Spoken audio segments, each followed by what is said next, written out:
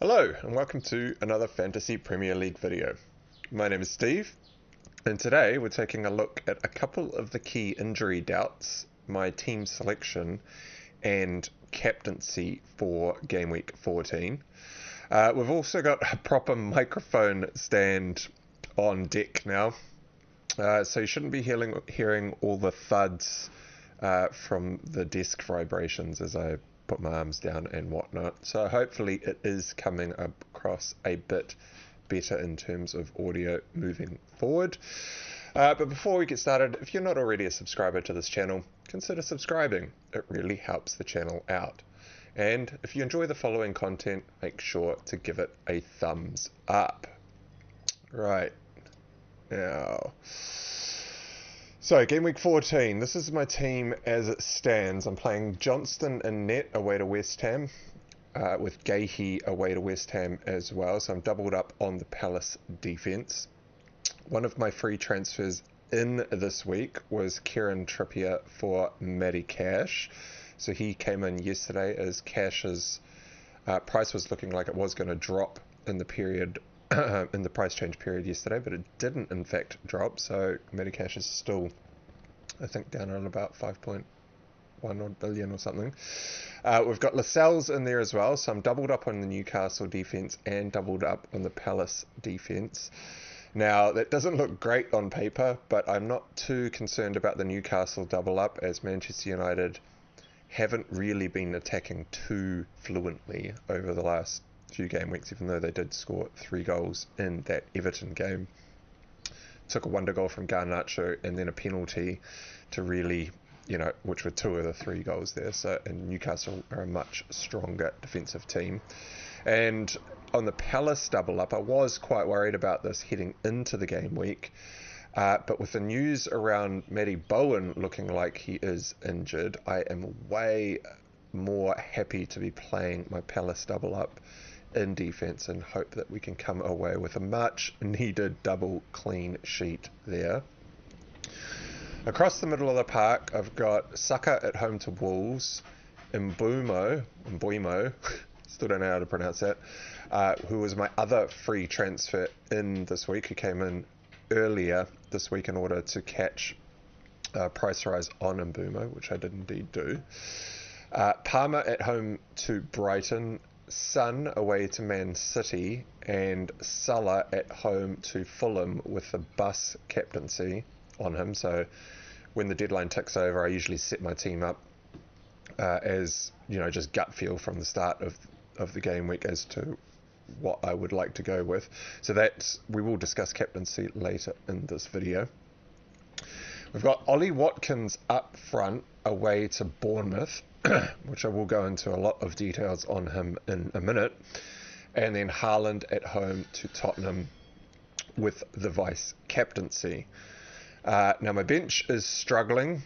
Turner's lost his spot, so he is not playing. Baldock is first on my bench, is currently playing away to Burnley. He was my only playing bench member as of about a day or two ago, as Kabore was red flagged, but the flag has come off Kabore, but he is away to Brentford, and I suspect Brentford are going to put a few goals in past Luton, and so I do not want to be playing Kabore in this match, and Woodrow is basically just a dead bench member. So, straight into the Watkins injury. So there's a comment that has come out from Emery, and it reads, he had yesterday small pain, not very strong. We decided as well to rest him. He was saying as well because he was actually responding to a comment about a couple of assets from the Villa team. And then he was asked if Watkins would be fit to face a Bournemouth team that have registered back-to-back wins in recent matches. The Spaniard said, we will test him, but hopefully yes. So this does not at all sound like, as of the time when the comments came out, that Watkins was actually fit and ready to play the Bournemouth game. I mean, if he was fit and ready, he would have just said so. And so he is looking like he is a bit of a doubt. He then went on to say He was not available because 50% in training he felt something. Now, from translating from Spanish to English, I'm not entirely sure what he's trying to get at here, but I'm guessing it's that he was a 50-50 chance to play the midweek fixture. And then he said, we also wanted to get minutes out of John Duran. So that's the entire comment. Now, the way I read into this is that this is obviously a bit of a proper niggle. It could be nothing at all, and Emery could perhaps just be playing this up a bit and benching Watkins as a bit of a rest, as Aston Villa are coming into some very short turnaround games, and he might have in fact been prioritising Watkins for the Premier League matches as opposed to the Europa Conference League. However, we do have to take it at face value. He does probably have an injury that saw him as a 50-50 shot for playing that midweek match. Now, Aston Villa actually have a very quick 3 games coming up with only 2 days rest in between. So the Bournemouth fixture is on Monday the 4th. Well, this is all in New Zealand time, so I'm just going to read it out as if it's in New Zealand time, but just take it a day back if you're over in the UK, so Monday would be a Sunday. So they play on the 4th, then they get the 5th and the 6th to rest, and then on the 7th they're playing Man City. They then get the 8th and the 9th to rest, and then they're playing Arsenal on the 10th. Now that is 3, pretty tough games. The latter 2 obviously a lot tougher than the Bournemouth fixture, but there's only 2 days rest in between each match, and Watkins is touch and go with an injury. So I know the narrative is that Watkins is now pretty much nailed to start and he plays all the matches, but he always plays all those matches when he is fit and healthy. And so with this 50% flag that has been chucked on him, probably reading into the Emery comment that it was a 50-50 to start, we do have to take this into consideration for this game week. Now, Bournemouth is the only good game, obviously, because he then runs straight into City and Arsenal in the following 2 games in quick succession. And so if he does miss the Bournemouth fixture, I mean, he's missing the best fixture in the next 3 games, and that will mean you will get someone off the bench. Now, I'm in quite a different situation to most other managers out there, as I have been running with a very light bench all season. And so if Watkins does in fact miss this match, I'm going to get Baldock off the bench, who isn't even playing at home. He's away. It is to Burnley. So it is one of the easier games on paper, but this would mean I would be playing a 4-5-1 formation, and we all know how bad the defence has been performing in our FPL teams of late, and so I very much do want to look at avoiding this situation. However, I've also already spent my 2 free transfers, as I only had exact funds to get Mbumo and Trippier in. I had to move early in the week for Mbumo in order to secure enough funds to make sure I could buy Trippier. And then cash looked like he was going to drop in value yesterday, and I would have been priced out of the deal. And so Trippier has in fact already come in for me. So I think if you have a free transfer to deal with and you don't have the likes of Eze or Bowen in your squads, then I would use that free transfer on selling Watkins, because, well, the Bournemouth game, he's only got a 50-50 shot at playing. It's his only good fixture in the next 3 matches, and I think there are some much better candidates that we could bring in. Ollie Watkins is extremely expensive as well. He's down at currently 8.5 million, that is in the upper echelons of pricing for this season in FPL, and you do not really want to have £8.5 million sitting on the bench and then running into those two tough fixtures. Now, it should also be said that Watkins is a standout captain in the blank in game week 18, as he is at home to Sheffield United, so you could want him back in game weeks 17 or 18, which should also come into your thoughts. However, again, I'm in a little bit of a different situation, as I do still have my wildcard, and I am planning to wildcard in game week 19. And so a very obvious move for me would just be to sell Haaland in game week 18 and buy Watkins back, assuming that Watkins is fit. So I have a bit of a gamble either way here. I either gamble on the fact that Watkins is going to be fine and risk playing Baldock in a 4-5-1, or I could gamble on taking a hit to get rid of Watkins, which is something I'm strongly considering.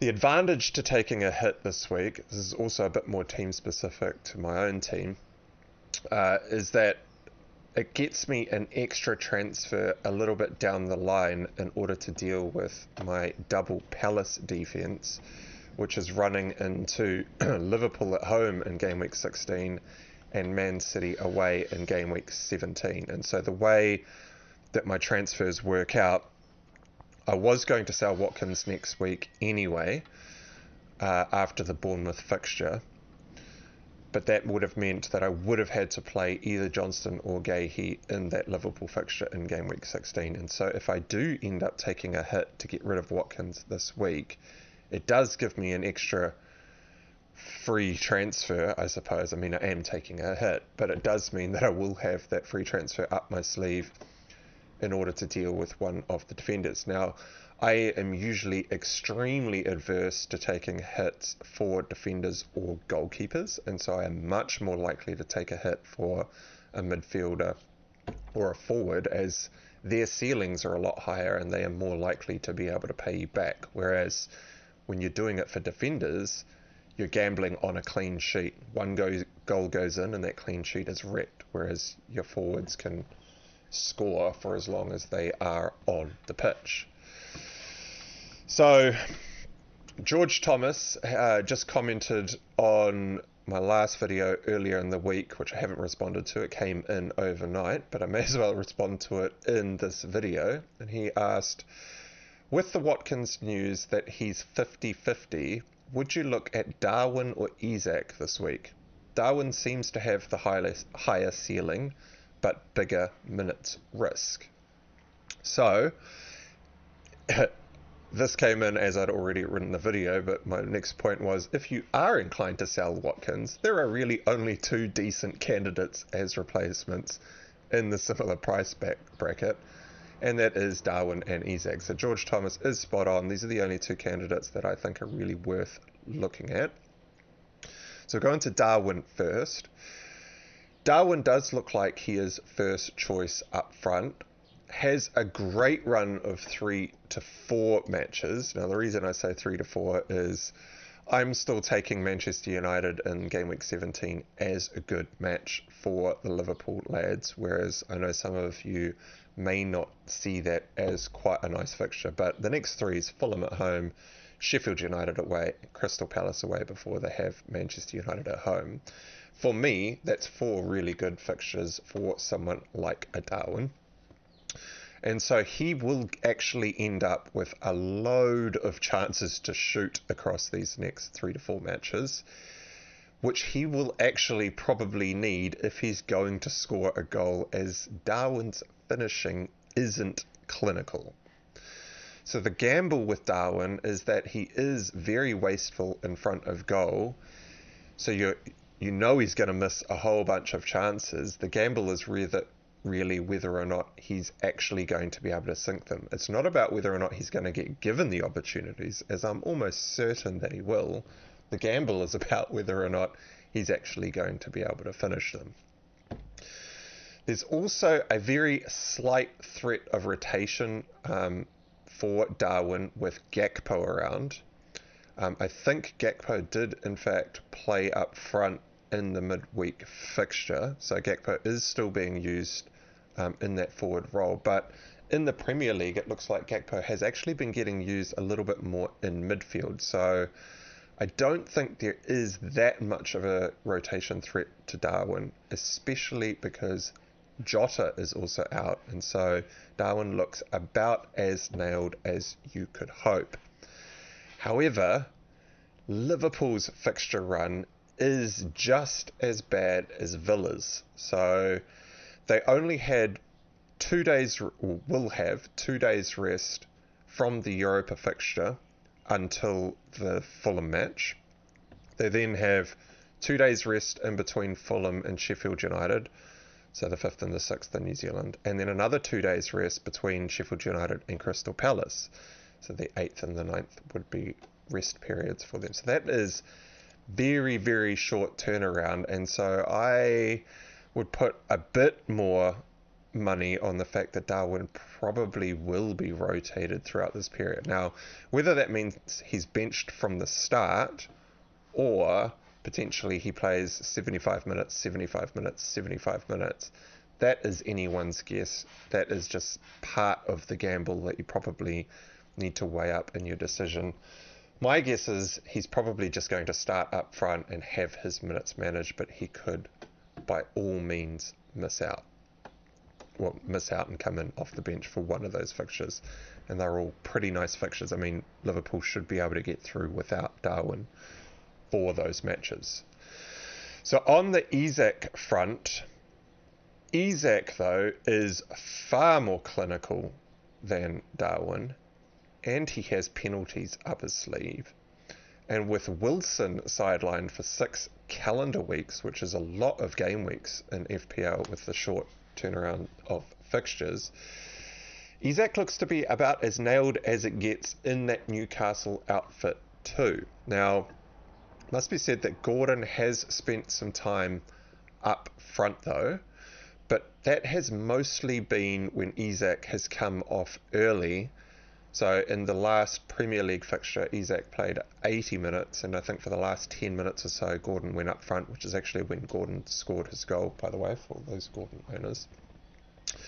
But I think Hal would need a very solid reason to bench Isak and play Gordon up front instead. And so I think the threat of Gakpo to Darwin is a much higher threat than Gordon is to benching Isak. I would suggest that Isak is just going to start all the games and, if anything, be pulled off a little bit early if they are in fact worried about his match fitness. Now, the reason I say match fitness and not because of his injury or the injury that he's coming back from is that I think he's already over this injury. So in that last fixture against Chelsea, Newcastle were winning 3-1 at the 61st minute mark. So their third goal went in at the 61st minute mark. And if Isak was in fact being nursed through, back from that injury, I would have suspected that he would have been subbed at about the 75th, 65th, somewhere around there. They had a 2-goal cushion over Chelsea. They were dominating the game. And if there were some concerns around Isak, I think he would have probably come off a little bit earlier. Then he went on to play 90 minutes in the match against PSG. So for me, coming back from that injury, there's just no problems with the injury whatsoever. It's really about the fixture congestion. Now, Isak's fixture congestion is way kinder than both Aston Villa's and Liverpool's. So they've had 4 days break from the PSG fixture to the Manchester United game. They then have 4 days in between, so the 4th, 5th, 6th and 7th, before they go and play Everton.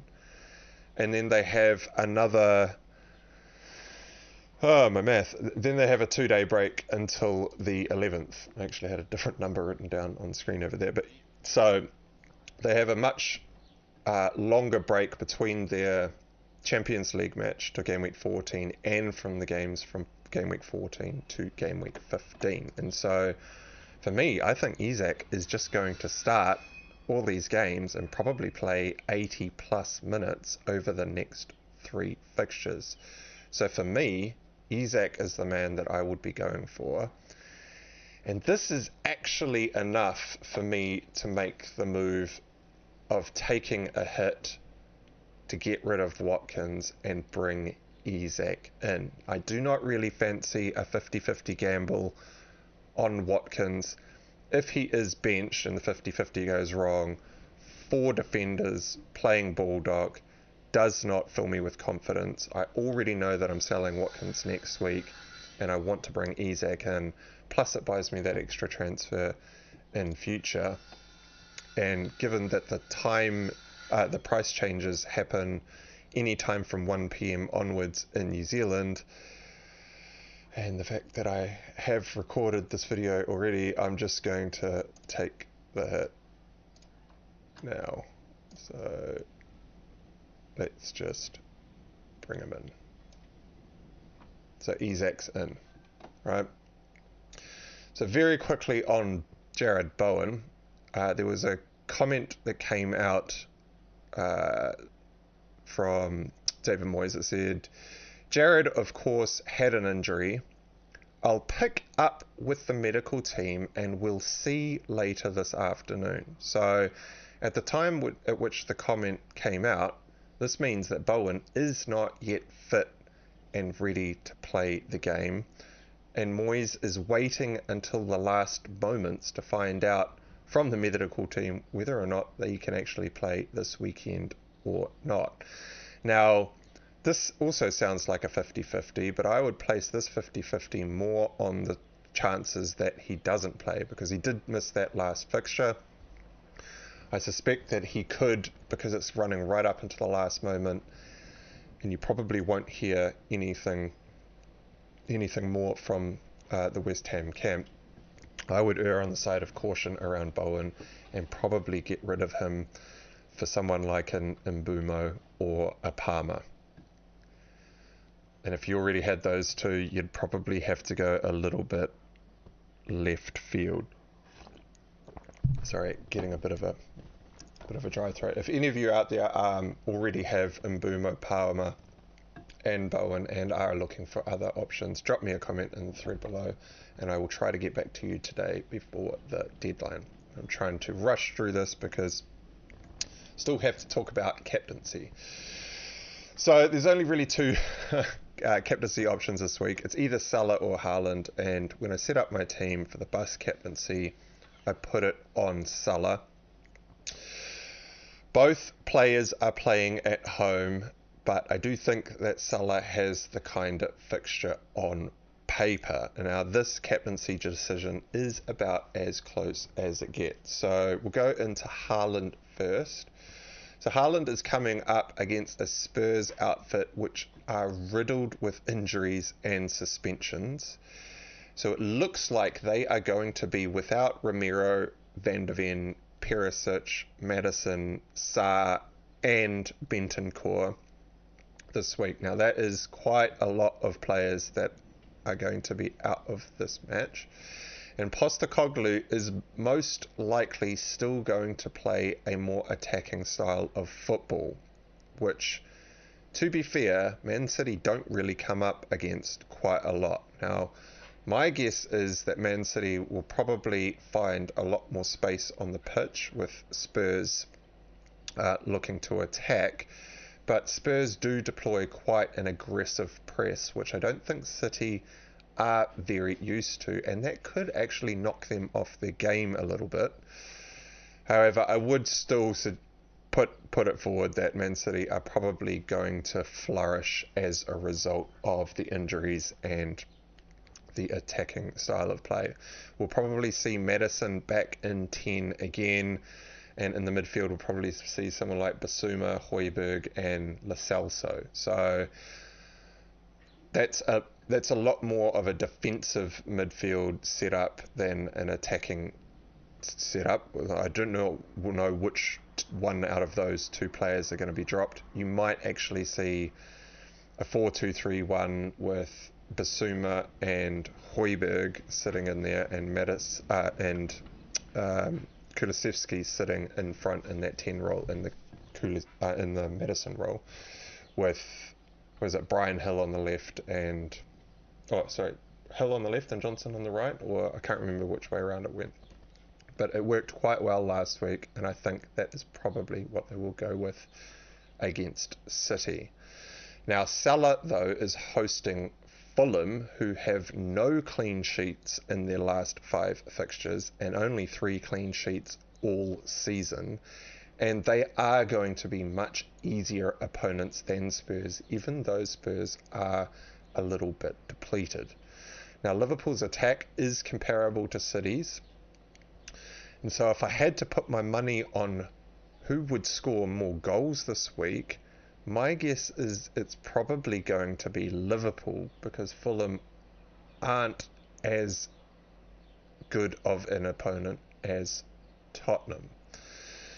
Now, if the final breaking point as to where I'm actually going to land my captaincy on is actually something that happened a couple of game weeks ago in game week 12, where Salah scored a brace and Haaland scored a brace and an assist, and they both got identical points. So the goals are worth more in midfield, and I think both teams have a very good shot at scoring a lot of goals.